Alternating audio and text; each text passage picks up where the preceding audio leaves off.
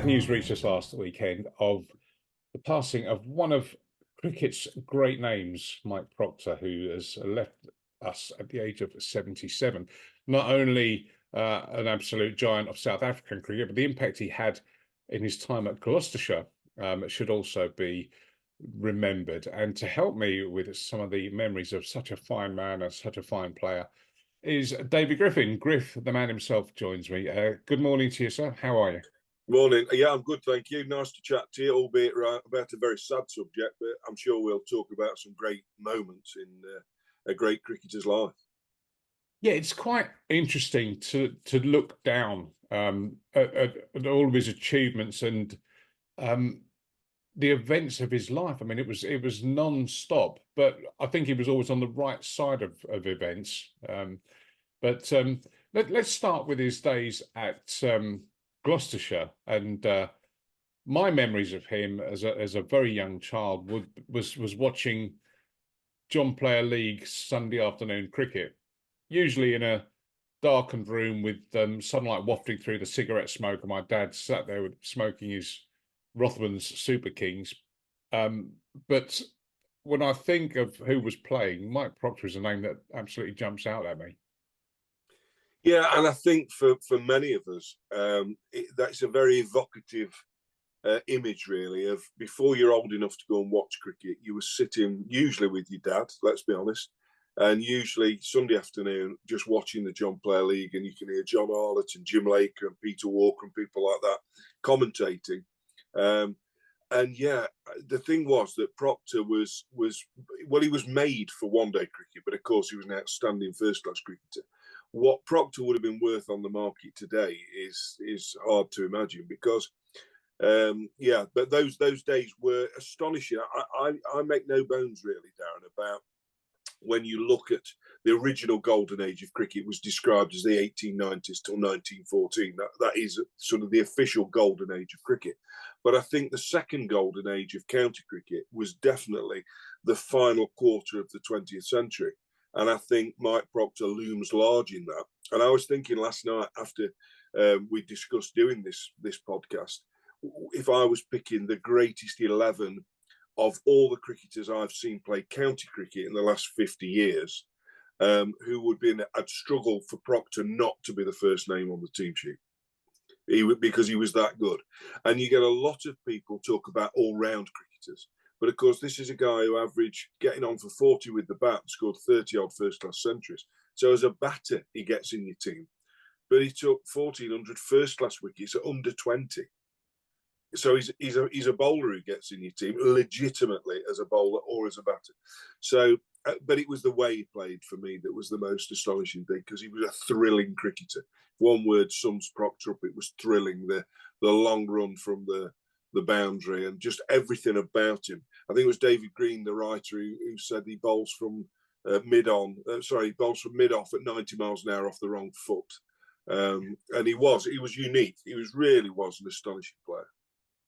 And that sort of barrel-chested action and the sort of in his heyday, that mop of blonde hair as well. I mean, it was very much. I quite like this idea of the second golden age of cricket because I think you're absolutely bang on with that. From the 70s through to the sort of the turn of the millennium, there were so many characters, and county cricket was full of these people that you could go and see these absolute greats on the world stage, with Mike Procter being right there amongst it. Now, you mentioned a couple of his statistics there, but he wasn't someone that was particularly bothered by stats as a player, was he?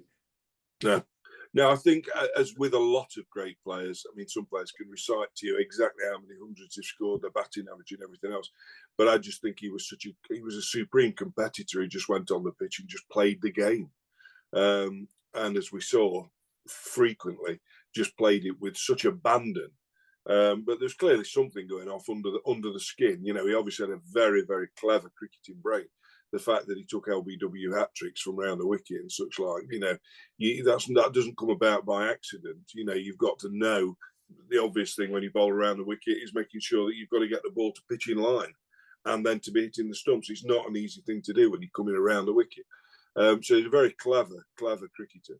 But yeah, absolutely outstanding. But as you say, not encumbered by numbers and stats. Yeah. Now the unfortunate, I think I'm trying to find the right adjective to use. Let's use unfortunate, but I'm sure other adjectives are probably better. But the unfortunate timing of Mike Procter hitting his peak coincided with the effect of apartheid Yep.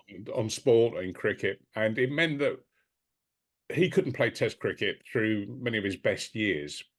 And what impressed me about him was that he didn't seem to be particularly irked by this. And there's a quote, isn't there? What's the about offsetting a possible Test career against the suffering of 40 million people in his home country. Yeah. I thought that was yeah. Well, that again demonstrates, the what do they know? What do they know? Only cricket know. Clearly this guy had got like Eddie Barlow, his fellow countryman. They've got a different take on life because of the experiences that they had in their homeland. But I think also that the South Africans that came here, I mean, we sometimes look at the modern game and we extol the virtues of international cricketers, but the vast majority of them we never see playing day in, day out in county cricket.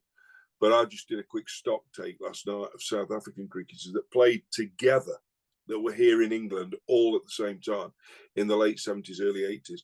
And apart from Graham Pollock, the greats were all here. So you had Proctor and Eddie Barlow, you had Vincent van der Bijl, you had Clive Rice. I've got a list somewhere. Oh, of course, Barry Richards, Peter Kirsten. I mean, the South African team, you can't possibly compare what those players had to go through with what was happening to the people who were suffering in South Africa. But in a cricketing sense, in a cricketing context, one was let down by the fact we never got to see that great South African side, for example, against the great West Indian side. How would Viv Richards have matched up against Van der Bijl, Peter Pollock, Barlow and Proctor? And how would the four West Indian quicks have matched up against Richards, Barlow, Kirsten, Clive Rice and all these kind of players? So, and probably Alan Lamb as well, because I suspect Alan Lamb wouldn't have played for England had he been able to play for South Africa. So, yeah, it was a tragedy that occurred in South Africa as a nation. But from a cricketing perspective, it was also very, very disappointing that we never got to see that South African side at its best. But of course, we got to see those players at their glorious best in county cricket.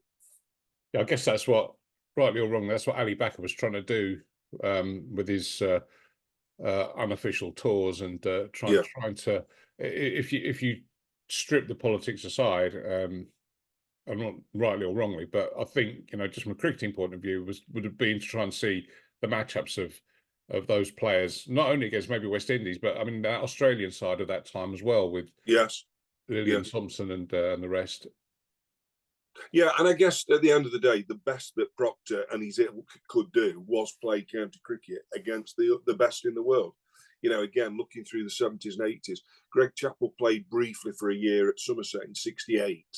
Ian Chappell never came and played county cricket, and Graham Pollock never came. But virtually every great player came and played. You imagine if today all the great New Zealanders, Indians, Pakistan, whatever nation they're from, were all playing here in county cricket, day in, day out, 4-day cricket.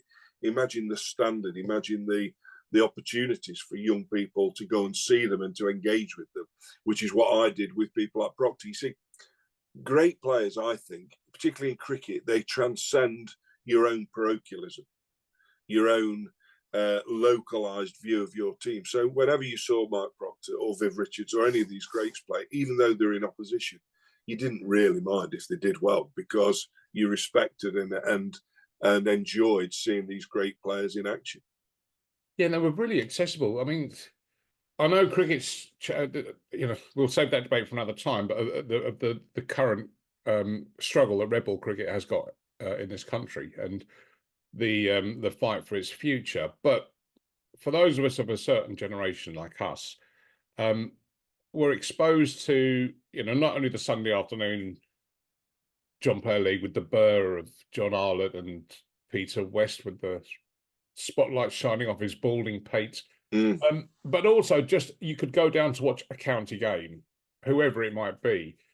But on show would be the absolute cream of world cricket. You know, you mentioned and you know, keeping with Mike Proctor, but you could go down to Chelmsford or to Derby or to Chesterfield or wherever and see these guys. You know, even if there are 6 men and a dog sat in the stands, on the field are players that you will probably never see any better.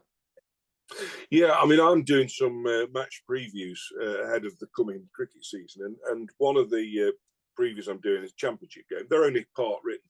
Is Derbyshire against Northamptonshire, and I write about a previous game in the 90s, and I noted last night the top 5 of the Northamptonshire batting order were all Test cricketers, and they had 2 Test match bowlers, and that was almost the norm around the vast majority of counties. I was looking at a game where we played Gloucestershire at Ilkeston, and there were 10 Test match cricketers playing the game.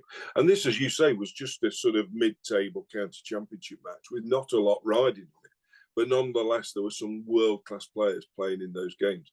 And as you rightly say, translate that to a Sunday afternoon when people had got time off, the pubs were shut, but the bars were open in cricket grounds, and put these 10 world-class players, Test match players, onto the pitch, and suddenly you've got what today, I guess, is the IPL or the 100 even, or the Blast. You know, it was, and that was the norm day in, day out in county cricket. And also the fact that these world stars would come for prolonged periods of time. It's not like today where they'll just come for, and you know, day in, day out, I will read about a new county signing, but it will be so-and-so was signed for 4 county championship games and the first stage of the Blast, blah, blah, blah. In those days, when you had players, and you can go through the whole list, would come for a prolonged period, if not the whole season, to the point where Mike Proctor's impact on his county was that the county became known as Proctorshire. Absolutely. Absolutely. Well, you see, the thing was that you know we had Michael Holding for 7 seasons.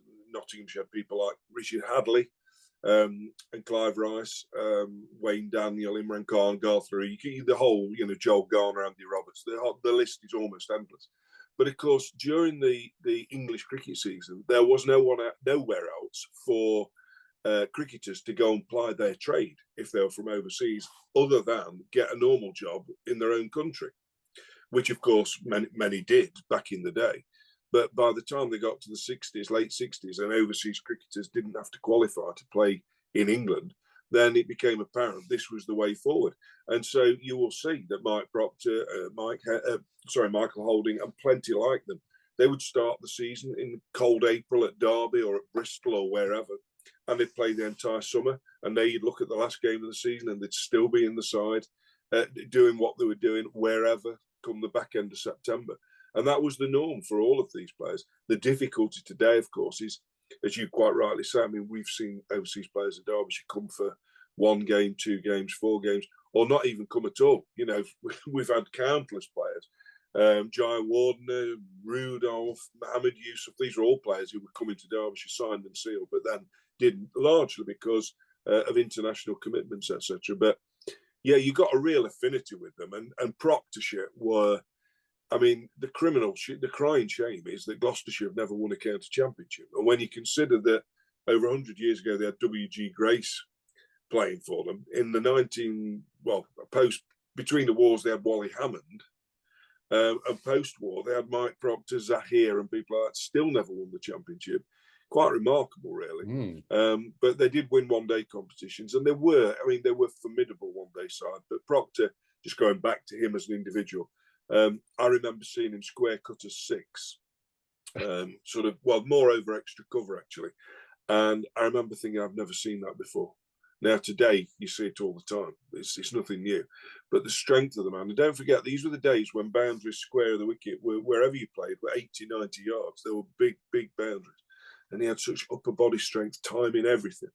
But Proctorshire was the right name for Gloucestershire, because they did seem to become, despite the fact they had other good players, at times a one-man band. And cricket bats were just planks of wood in those days as well. They weren't absolutely the clubs that they are now. And then when Mike finished playing, he went into the sort of more administrative side of it, became a match referee, coached at the '92 World Cup. I never knew the guy, I never met him, but he strikes me as someone that had sort of infectious enthusiasm and drive and commitment and set high standards that seem to rub off on others. And then, of course, there was that infamous episode at the Oval when Pakistan refused to come out after they were adjudged to have been tampering with the ball, and that was Mike Procter, who was match referee at the time. But again, you know, upholding standards of the game, in my view. Yeah, and I think when you've reached a certain level as a player, I think you've kind of got a free pass in certain areas of the game. Who's going to stand up to Mike Procter? The likelihood is that Procter, you know, such a strong character, such a strong individual, and he could be. I mean, lots of people are righteous and right, but often get browbeaten. But I don't think Proctor was that kind of person. And we were very fortunate because at Derbyshire, albeit we only had Eddie Barlow for 3 years, which is far less than Gloucestershire had Proctor at the helm, Barlow was very much cut from the same cloth. And I think that the two of them, certainly talking to Eddie's widow, who knew obviously Proctor well, there's no doubt they were of a similar, and I think there was that desire as men to want to just simply be the best they could be. And let's face it, you know, the vast majority of us that pick up a cricket bat or bowl a ball, we can't ever profess to ever reach the levels that others can go. But I think when you look at Proctor and you look at Barlow, I suspect there wasn't an ounce of anything wasted there. I think what you got with both of those cricketers was the very best that they could be. I don't think you could ever look back and say, if only he'd done this, he could have been this, or if only he'd done that, he could have been that. I mean, they were exceptional players using every ounce of their talent. And I think that comes from character.